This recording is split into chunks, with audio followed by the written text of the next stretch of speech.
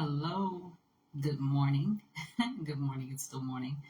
This is Myesha coming to read for us Genesis chapter 8 from the New Living Translation. I'm going to try to continue on this path for as long as the Lord allows me. Genesis chapter 8. But God remembered Noah and all the wild animals and livestock with him in the boat. He sent a wind to blow across the earth, and the flood waters began to recede. The underground waters stopped flowing, and the torrential rains from the sky were stopped. So the flood waters gradually receded from the earth. After 150 days, exactly 5 months from the time the flood began, the boat came to rest on the Mount of Arad. 2.5 months later, as the waters continued to go down, other mountain peaks became visible. After another 40 days, Noah opened the window he had made in the boat and released a raven. The bird flew back and forth until the flood waters on the earth had dried up. He also released a dove to see if the water had receded and it could find dry ground. But the dove could find no place to land because the water still covered the ground. So it returned to the boat, and Noah held out his hand and drew the dove back inside. After waiting another 7 days, Noah released the dove again. This time the dove returned to him in the evening with a fresh olive leaf in its beak.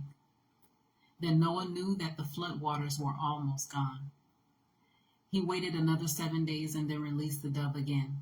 This time it did not come back. Noah was now 601 years old. On the first day of the new year, 10.5 months after the flood began, the flood waters had almost dried up from the earth. Noah lifted back the covering of the boat and saw that the surface of the ground was drying. 2 more months went by, and at last the earth was dry. Then God said to Noah, "Leave the boat, all of you, you and your wife and your sons and their wives. Release all the animals, the birds, the livestock, and the small animals that scurry along the ground, so they can be fruitful and multiply throughout the earth." So Noah, his wife, and his sons and their wives left the boat, and all of the large and small animals and birds came out of the boat, pair by pair. Then Noah built an altar to the Lord, and there he sacrificed as burnt offerings the animals and birds that had been approved for that purpose. And the Lord was pleased with the aroma of the sacrifice and said to himself, "I will never again curse the ground because of the human race, even though everything they think or imagine is bent toward evil from childhood. I will never again destroy all living things.